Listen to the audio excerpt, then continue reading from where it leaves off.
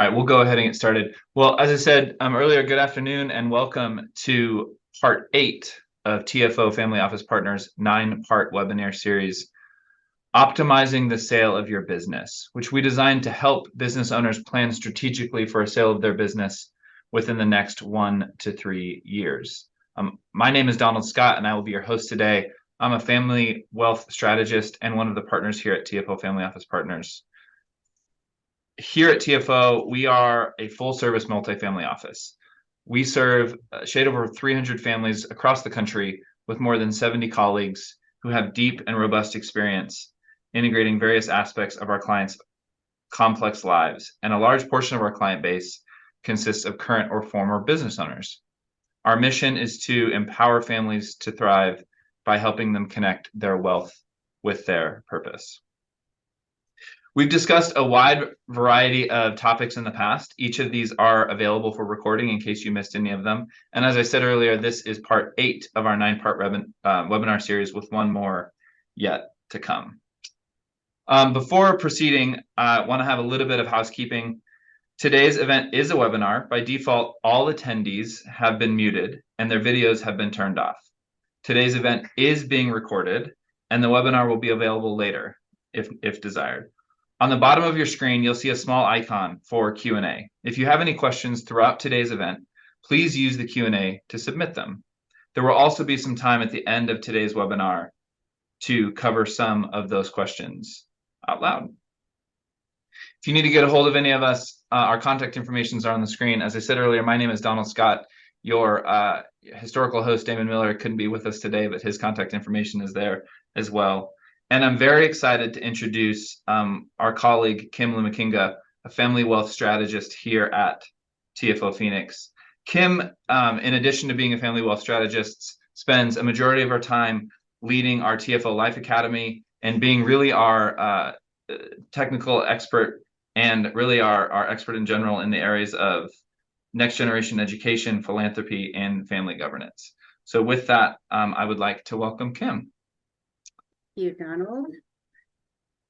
Let me get my screen shared. All right, can everyone see that? Donald, can you confirm? Looking good. Perfect. So I am excited to be here this evening with you to be able to discuss what I feel is really important and just the concept of elevating your family after transition of selling your business.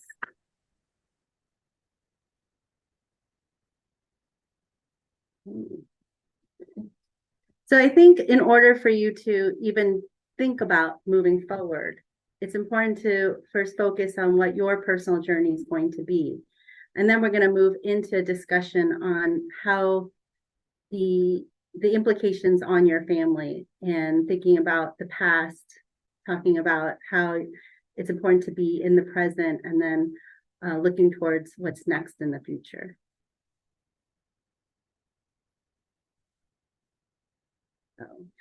So I don't know about you, Donald, but I know for myself in dealing with clients that a lot of times it's not uncommon for entrepreneurs to want to try again because it's familiar and it's rewarding when things work. And what I want to encourage everyone here today, though, is to think about, well, what other possibilities can you pursue? Because the reality is that when you sell your business, you're going to be at this crossroad. And the first critical step is going to be to figure out what is your own destination, because that's ultimately what's going to impact your family. Now, I'm going to make the assumption that because you're participating in this webinar, that there is a desire to make your family a priority. Yeah, Kim, I think that's absolutely right. We've seen that time and time again where people put so much time, energy, effort, and really so much of themselves into building and creating. And oftentimes, not because it's not important, but just because it gets set aside, this idea of what you're going to be spending time doing afterwards. And I know you and I have both certainly seen instances where kind of lack of preparation and thinking that through can lead to a really unanticipated void once the transaction closes. Absolutely. So what I encourage people to do is to start even something simple as making a list with everything that you hope to do with with your time. And then including your family and saying, hey, these are the things I still want to accomplish and do, and then figure out how maybe they can be part of that journey. And so it was interesting as I was putting this together, I was realizing even for myself, not to give away my age or anything, but I live now more than what I probably have left on this earth. Right. And so what that made me realize is, wow, time is really a commodity for me at this point, and I have to be really intentional on how I want to spend the rest of my time. So I'm hoping that with this webinar, people can begin to outline an image of what they want their life to be and what they want their life with their family to be. Are there like specific questions that you try to get people to think through when they're anticipating kind of how to start to build that, like build answers to those questions of what might be the next thing for them to do? Yeah, so I talked to a gentleman who I've known for a while, and he worked in the space of helping individuals who are transitioning into retirement. And he gave me 3 really good questions, I thought. 2 of the questions, I'm like, okay, I think we've heard some version of it. But it was the third question that really kind of, made me wake up a little. So the first question is, you have an unlimited amount of money. What would you do? And it could be anything. And it can be like, you can buy a football team and still have an enormous amount left. What do you want to do? Then the second question was, okay, so now you went to the doctor and you kind of got some bad news. You only have like 5 to 10 years to live. But there's no exact time. He can't tell you if it's going to be 5 years. He can't tell you if it's going to be 10 years. So you kind of have to think through, okay, so what am I going to change in my life right now if I only had the least amount, if I only had 5 years?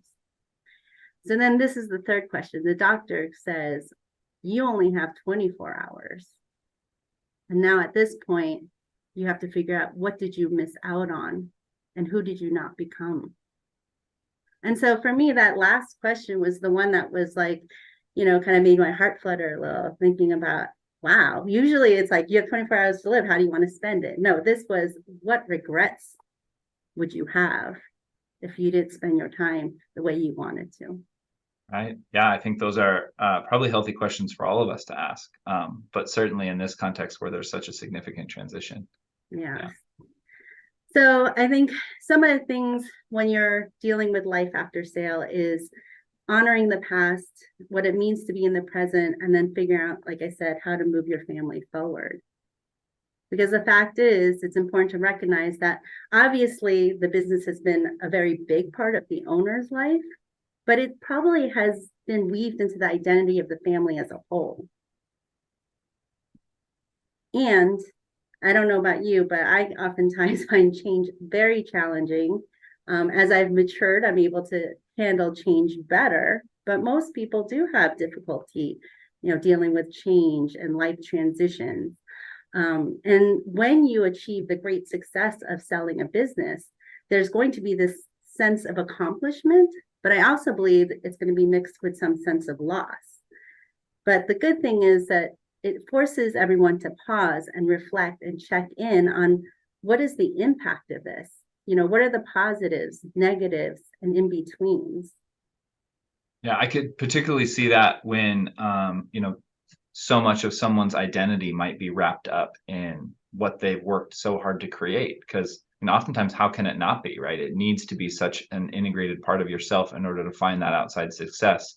And then when that's gone, gosh, it'd be hard to not feel some degree of loss. Right. And I think it's also important to acknowledge that, what if your kids were planning on kind of joining the business at some point, and now that's not an opportunity available to them anymore? All those things have to be discussed and addressed. So I think it's important to mark the passage of the event in some way, holding some sort of ceremony to closure that celebrates the important role that the business played in the lives of the family. And I think in some ways you could even honor it with some sort of token or of something of sentimental value. So I've had, one family member, I thought it was really neat. They got actual physical copies of stock certificates, just one for each family member, and they framed it and gave it to everyone. And I thought that was just a really neat thing.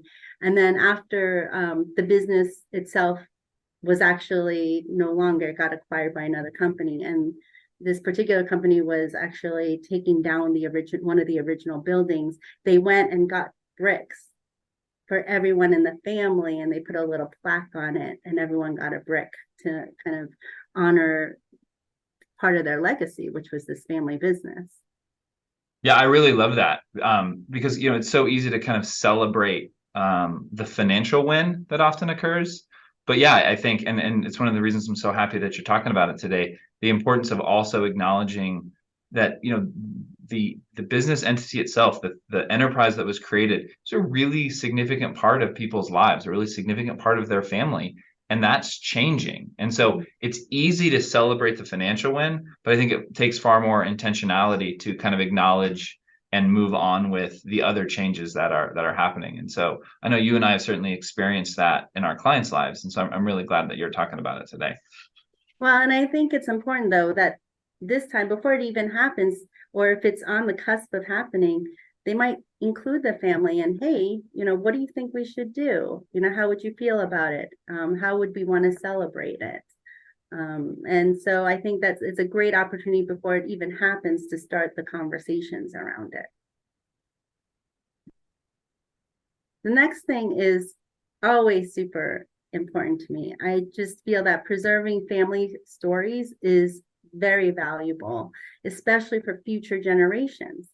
And so now, before even the sale, you can begin to document the creation story while the story is unfolding. And so what's nice about it is it provides the family and key employees to be part of this process. And some of the things you might want to include is talking about the motivation behind the creation, like what gave you the idea? And wow, that's a big leap to actually start a business and everything that comes along with it. Also discussing some of the challenges and even the failures, because maybe it was one of the failures that actually helped launch you into this success. And what lessons have been learned along the way. It's important to communicate that it wasn't always an easy road, that work is hard, and that it was hard work building this business. And then what were some of the milestones and highlights? But the other thing I love is talking about, company culture. This one particular family, I still hear about former employees coming up to them and saying, oh my goodness, we were a family. It was amazing what your family created for us, because it left us with so much positivity, and they still feel a very strong connection to the company. And when I see that, it's just very moving because they did something right. Yeah.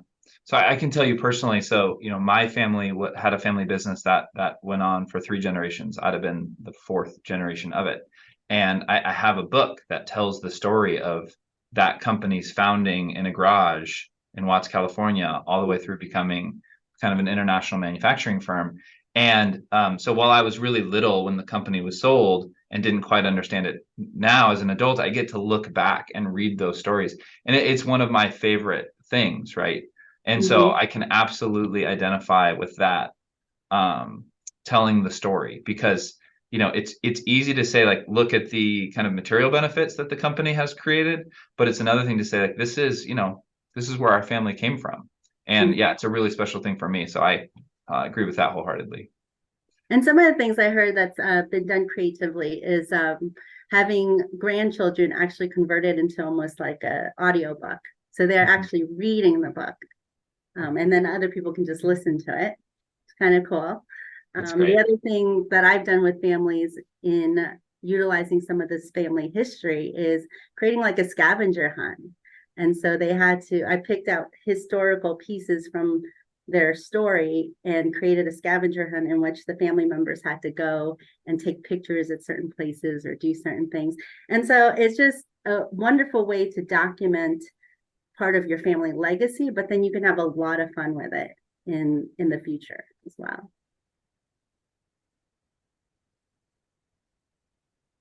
So of course, now when the business is sold, you have to forget what's going to be the focus of the family. And so while people here have proven that they're good at creating successful businesses and making money, now everyone needs to be more intentional about making good stewards. And so a key question to be explored, especially for families in which the business might have been that glue, is who are we now? So the next few slides, we're going to talk about like deepening connection, creating a family culture, what it means to develop family leaders, and then of course, defining that purpose of wealth, because there is a financial piece to it. Of course. So before you can begin to work with your family, you have to work at getting buy-in, right? They have to want to work together. And so I came across this quote and I appreciated it because it reminds us that our own ability to be present in our own life can have a profound effect on the lives that we touch.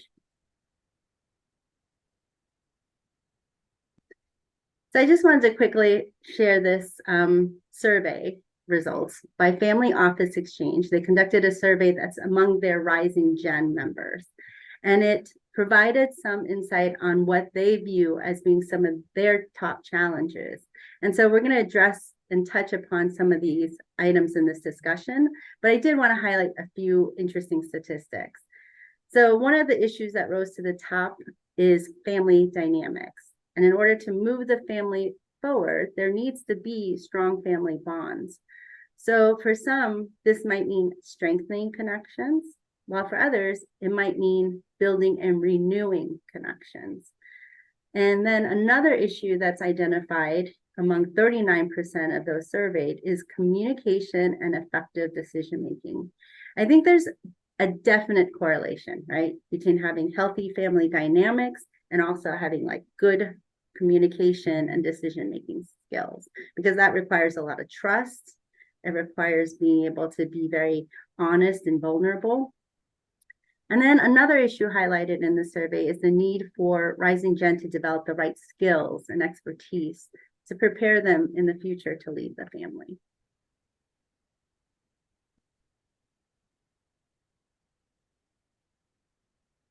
So I was talking to another Rising Gen member whose family, whose dad had developed a very, very successful company.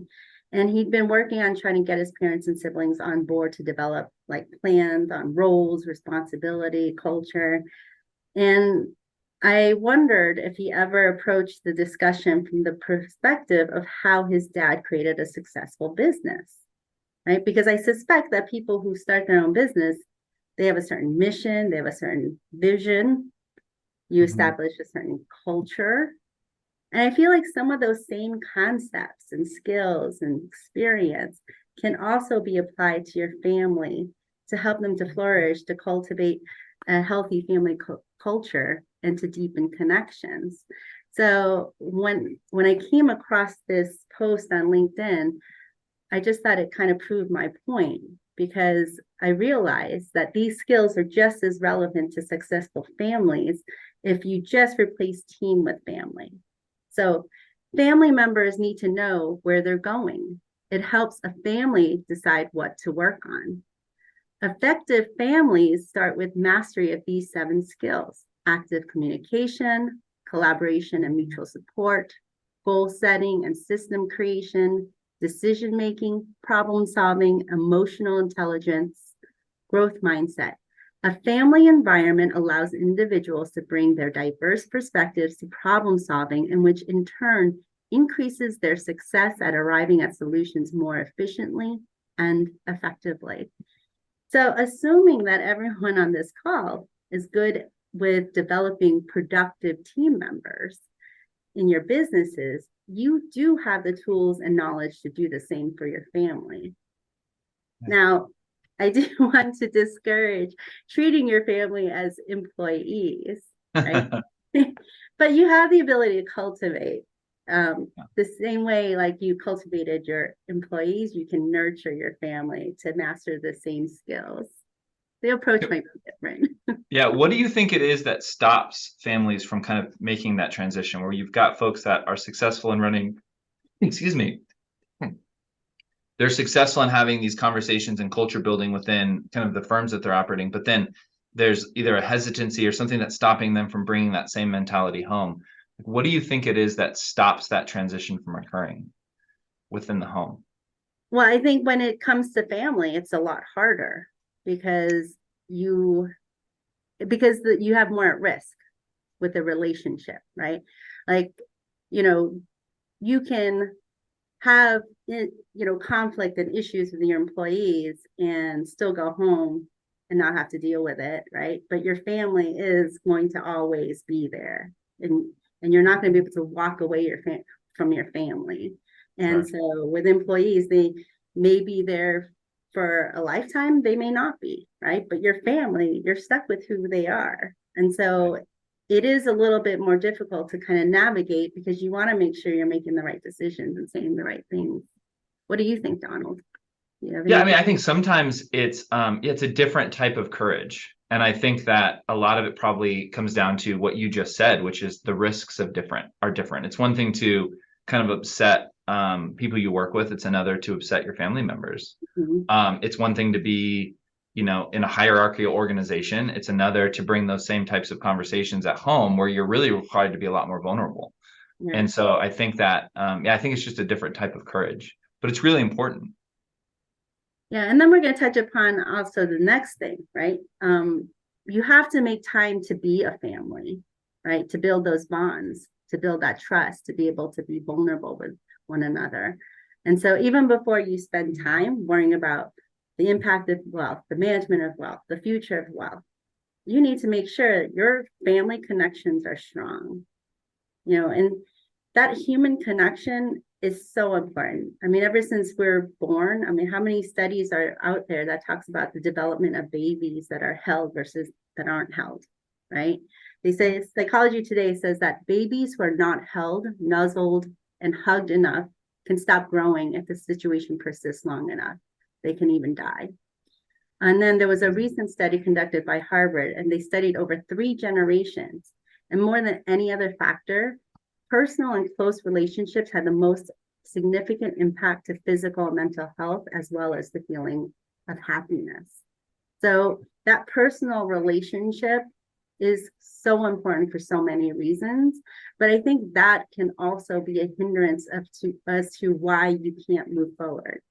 Because, you know, I call this kind of a moment of realness, and it's not out of judgment, nor is it to make anyone feel guilty. It's just reality. But for some parents, even if parents are just working 9 to 5, and business owners, obviously, but they haven't had a lot of opportunities to spend time with their children as they're growing up. And that might mean there's some broken relationships out there. And there's going to have to be some honest conversations, or there might even have to be an apology for not being around as much.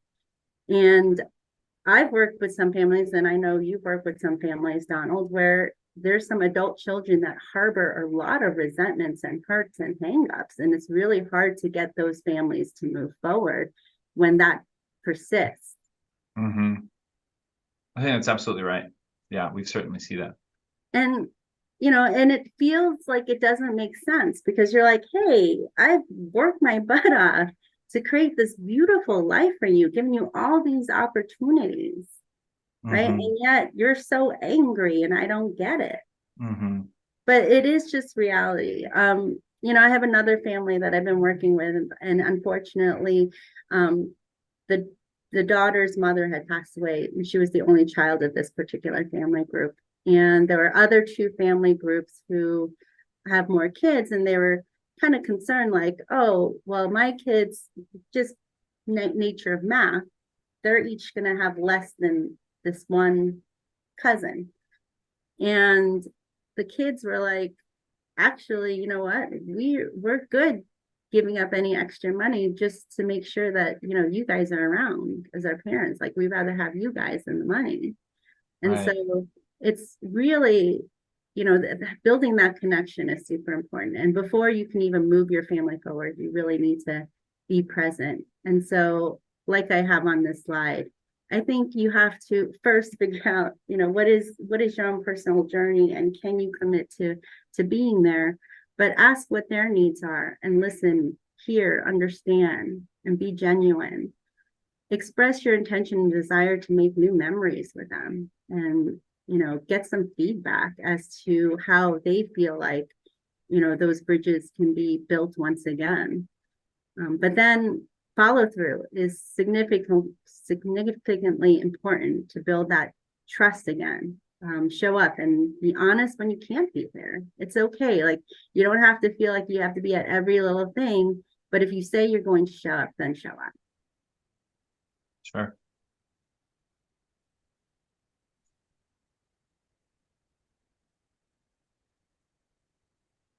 So in the statistics that we discussed, we talked about how Rising Gem members feel that they need some skills development and technical preparation. And a critical step to developing good stewards is enabling Rising Gem members to be independent and successful. But really, that sense of self-reliance requires a lot of confidence, which comes after experiencing success consistently. And to get better at anything, you need knowledge and competency, and then you need to be able to put what you've learned into practice. So at the very basic level, they need some personal financial skills. So what do they know about managing money? Is there a gap that needs to be filled? And we can, as TFO, can help in this area, but there's a lot of resources available out there. And the key is just making sure they're learning it from somewhere. I am also a huge proponent of mentorship because, you obviously have all made some great strides and achievements. You have knowledge that can be shared of life and business matters. And so to be able to guide and mentor your children is a wonderful gift. There was one family where I was encouraging them to think about maybe investing together and teaching them about why are you making the decisions you're making? What are you looking at? How do you determine whether or not it's a good investment or a bad investment? And just making them part of that process not only will help you build relationship and rapport with your children, but it also educates them at the same time. Yeah, and that's certainly something that we've seen is like a desperate need, right? Just that basic financial literacy. And I think oftentimes with financial success, there's almost fewer opportunities for Rising Gen members to see that because there's almost less of a need to have financial conversations because there is an abundance of resources. And so, yeah, I know we've seen that over and over again, this kind of, and I do use the phrase desperate. It's almost a desperate need for financial literacy. And, it can happen at home. It can certainly happen otherwise. And I know it's been a particular passion of yours, and you spent a lot of time leading that effort for us. Absolutely. So I would say early in my career in working with families, I was very focused on integrating Rising Gem members into the family enterprise. And over the past 3 years or so, I realized that I missed a step, which is to help Rising Gem members figure out who they are first before they can contribute to the greater good of the family. So I was reading about this other study. It was called the Australian Unity Wellbeing Study. And they studied over 20 years since 2001, 60,000 participants. So this was no small task. And so they have what's called the Wellbeing Index, and they determine that there are 3 core elements for well-being and happiness, and they call this the golden triangle of happiness. And the elements, not surprisingly, included having a sense of financial control, also being involved in some sort of personal relationship, having a personal connection with someone, which we had just discussed. But also the third component of it was having a sense of purpose. So according to the research, people are much happier when they're active, and especially if that activity provides this sense of purpose or sense of responsibility. And there's so many studies out there that reflect very similar results. Now, alternatively, people without a sense of purpose can be very vulnerable to things like boredom, anxiety, depression.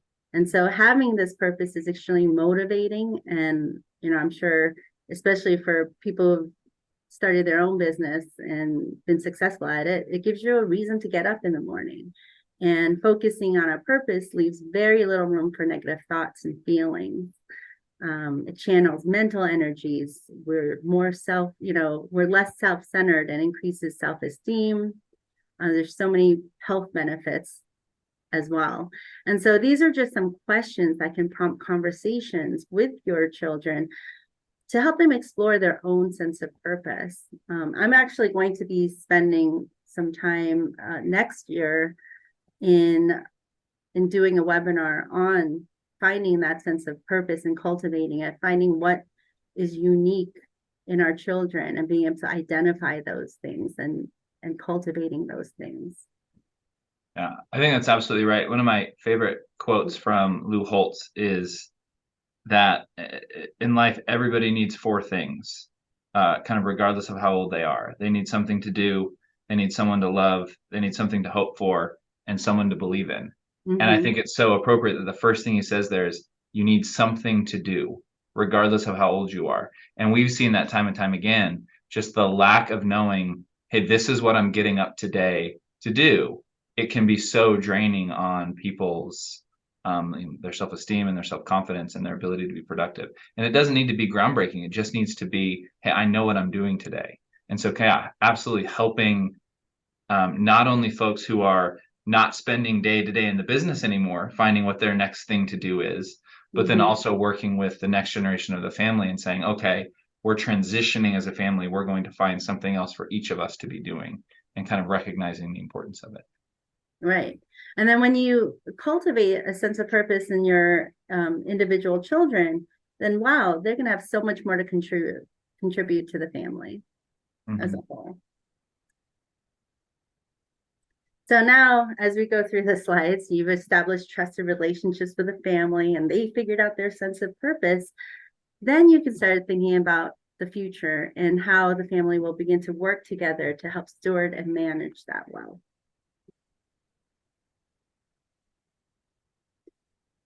So I remember one of the strategists came to me and said, hey, do you have anything that helps our clients determine, when's the right time to talk about their children about the wealth? And so as I put that program together, I realized, well, the very first step is not only thinking about transferring the wealth, but you have to transfer your values with that wealth. And so, values are those things that guide our decision making. So if you're confronted with a situation and you make a particular choice and you really think about why you made that choice, it's often guided by some sort of personal or core value that you hold. And it oftentimes defines our character. And so you can go through a nice shared values exercise with everyone in the family. It can be a very positive experience as you start to find that those areas of commonality and the things that bind you. And so we actually did this with one group where we had them do a values exercise. So they got to see their own personal values, but then we were able to also figure out where the family had shared values. One of the exercises we did, though, was we posted their values, their individual values on the wall with no name. And they had to walk around and figure out who they thought those values correlated to. And it brought us some really good discussion. And then we had them each reveal which ones they were. And then they had to discuss at least their top value on, where they see it come to life in their day-to-day life. And it was, to this day, they say that was really helpful in learning more about their cousins and feeling more connected to them because of the fact that they identified shared values as well. Yeah, I bet because we all have them, right? Just so rarely do we take the time to actually articulate them, write them down, communicate them. Exactly. Yeah.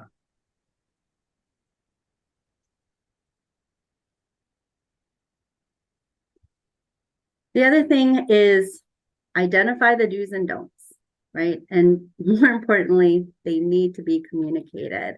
So I've gone through this process with families on creating actual policies on what is the wealth for? What's the purpose of it? What can you use it for? What can't you use it for? And in some cases, it's actually been a collaborative effort where they've had their adult children come in and think about, okay, well, what do you think it should be for? How can we best utilize it to the, to the advantage of the family? And so I think that is super important to think about right now as to help establish guidelines for the family, right? And then be able to have something that at some point you're going to communicate. And it doesn't matter what you want it to be for, but you just have to say what it is for. Right. Yeah, I think that just that concept of setting expectations in general can be so important because as we've all experienced, it's almost doesn't matter what it is we experience, it's what we experience relative to what we expected to happen. And it's so much harder to change reality than it is to change our expectations. And so I know you and I have seen success in that where what will be oftentimes is what is. But if we are able to appropriately set expectations, then everyone just seems to kind of accept reality so much more easily Right. because they've come to expect it. Yeah. I think what's interesting though is that as we try to think through all the different scenarios, there will be times where you're going to come across a situation you're like, oh, I should have thought about that. And then now I have to go and make sure I adjust it in my policies. So sometimes it is just a work in process. Sure. But if you can get at least 70 or 80% of it right the first time, you're going to save yourself a lot of heartache. Yeah.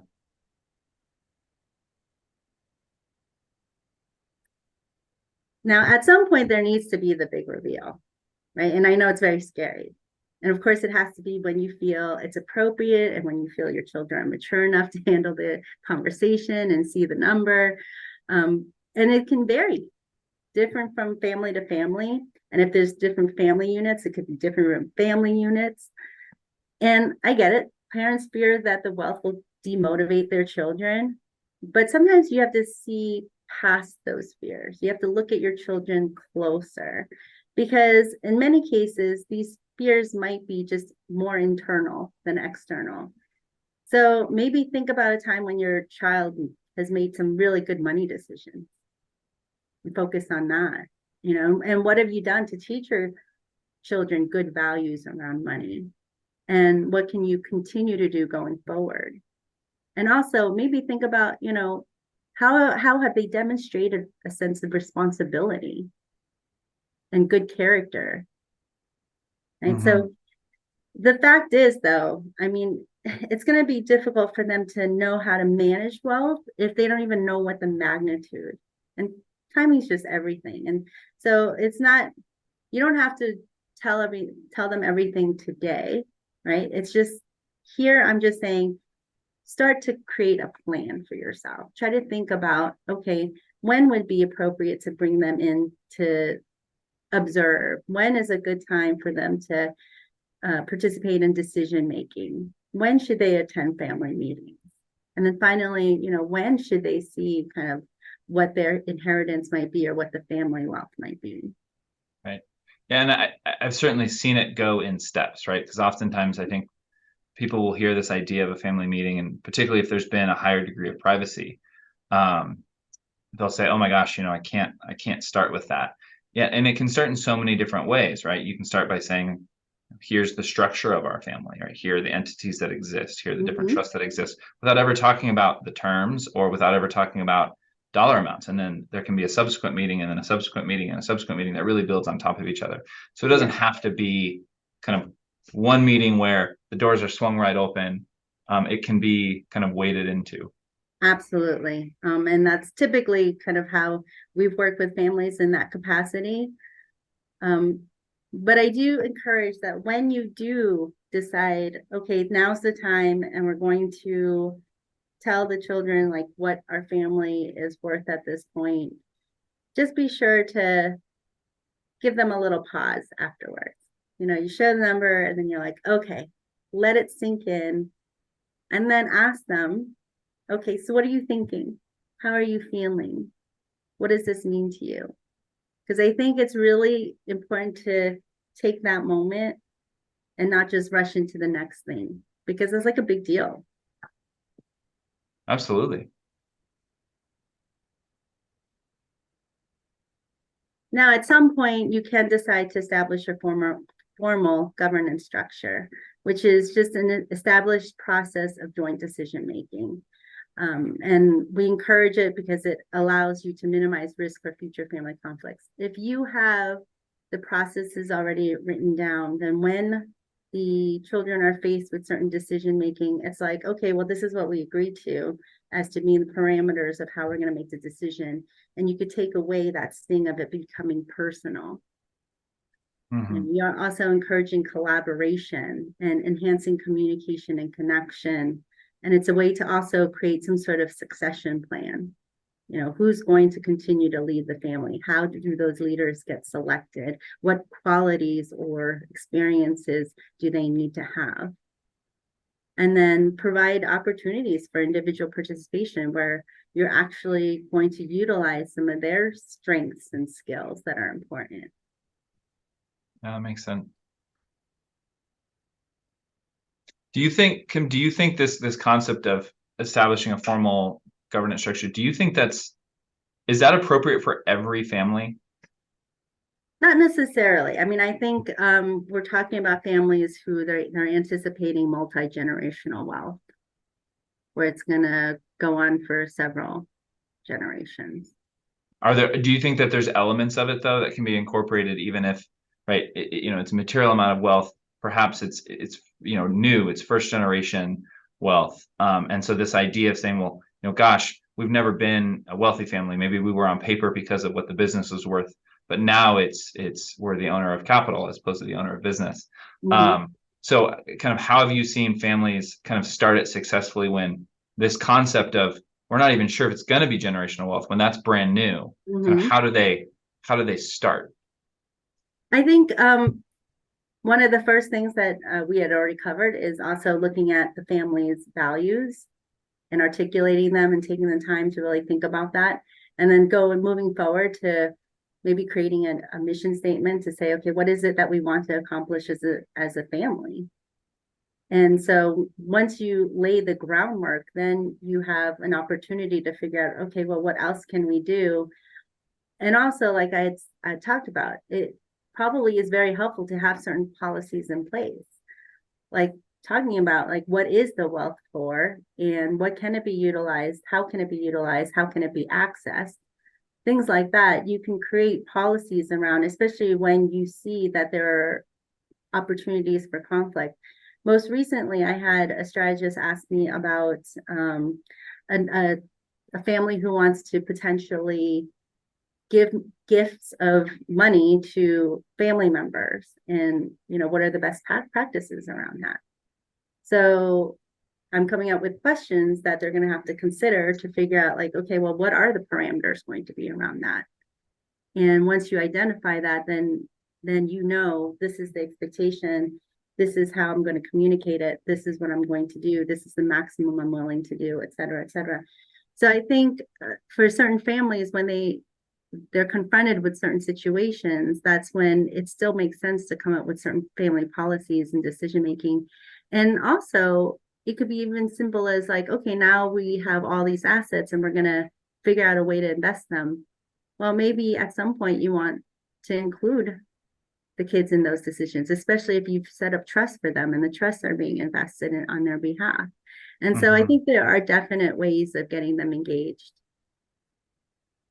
Makes sense. So another common way to strengthen family bonds is through philanthropy.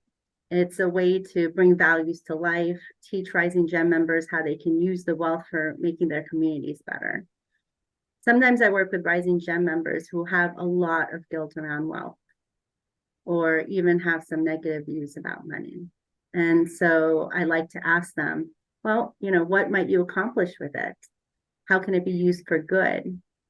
And it's interesting that when you ask them those questions and they really think about it, it changes their perspective about the wealth and the money. They feel like, oh, okay, it can be a good thing in our lives. It can be something that's productive.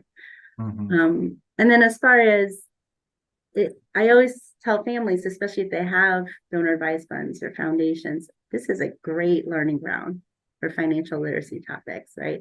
So not only are you engaging them in the legacy of giving as a family, but there's a lot of financial literacy topics that can be discussed. There's budgeting, there's investing, there could be tax concepts. And it's kind of a bit of a neutral ground to enter into, because it's not like, okay, we're going to reveal the family wealth through this. It's like, okay, well, this is our, philanthropic arm. This is what we do good with. And it's not as scary when you kind of introduce them in that capacity. Yeah, it makes perfect sense. And at the same time, it's real dollars. It's not academic exercise. Yeah, and so that makes perfect sense how that can be a really fertile ground for learning. And there's so much you can do with it. I mean, we've created junior boards. We've given away grant certificates where they're allocated a certain amount of dollars. We've created programs where they have to research organizations and, bring it to the parents for approval. We've done things where they've done service projects together. So this can go in so many positive directions.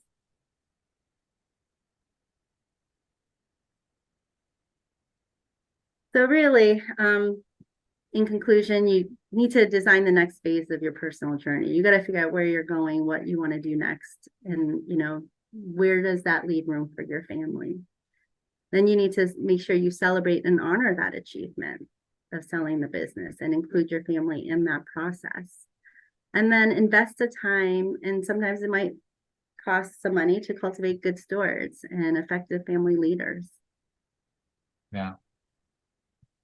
Okay, I really appreciate the time that you took today. I really enjoyed the conversation, and I hope that those in attendance today did as well.